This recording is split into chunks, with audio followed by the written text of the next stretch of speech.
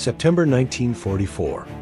The Allies are pushing deep into Germany, flushing with victory after the Normandy landings. But just across the Belgian border lies a dark, forbidding place, the Hürtgen Forest. This wasn't supposed to be a major battlefield. The plan was simple: a quick push through the forest to secure the flanks for a larger offensive toward the Rhine. But the Hürtgen had other ideas. What was meant to last weeks would become the longest single battle in U.S. Army history.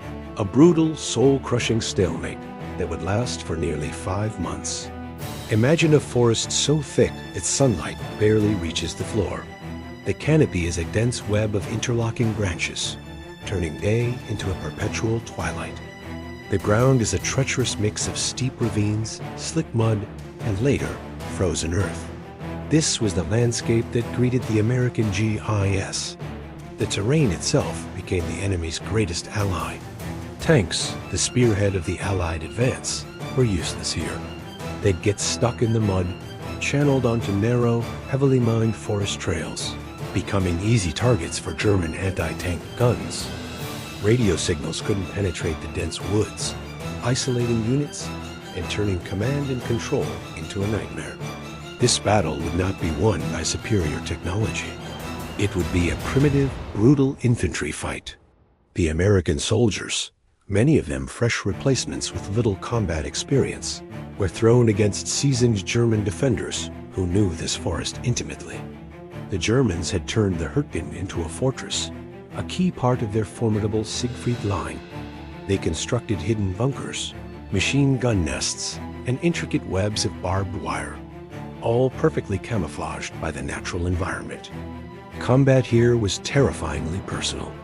Engagements often happened at point-blank range, with grenades and rifles, as soldiers stumbled upon enemy positions they couldn't see until it was too late.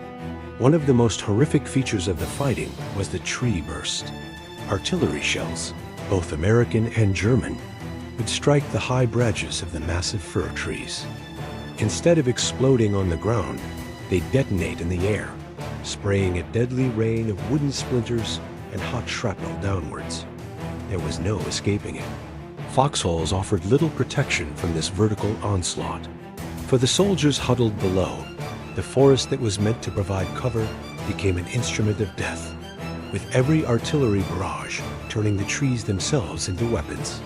The psychological toll was immense, leading to staggering rates of combat fatigue. For months, the battle raged. Divisions were chewed up and spit out. The 9th, the 4th, the 28th Infantry Divisions all suffered horrendous losses, earning the 28th the grim nickname, the Bloody Bucket, from the shape of its red keystone insignia. In total, the Americans suffered over 33,000 casualties, including killed, wounded, missing, and non-combat losses from trench foot, frostbite, and exhaustion. The strategic value of the battle is still debated by historians today. Did capturing the dams on the Roe River justify the incredible human cost? Or was it a strategic blunder? A meat grinder that needlessly bled the U.S. Army dry for little gain. By February 1945, the forest was finally cleared, but the victory felt hollow.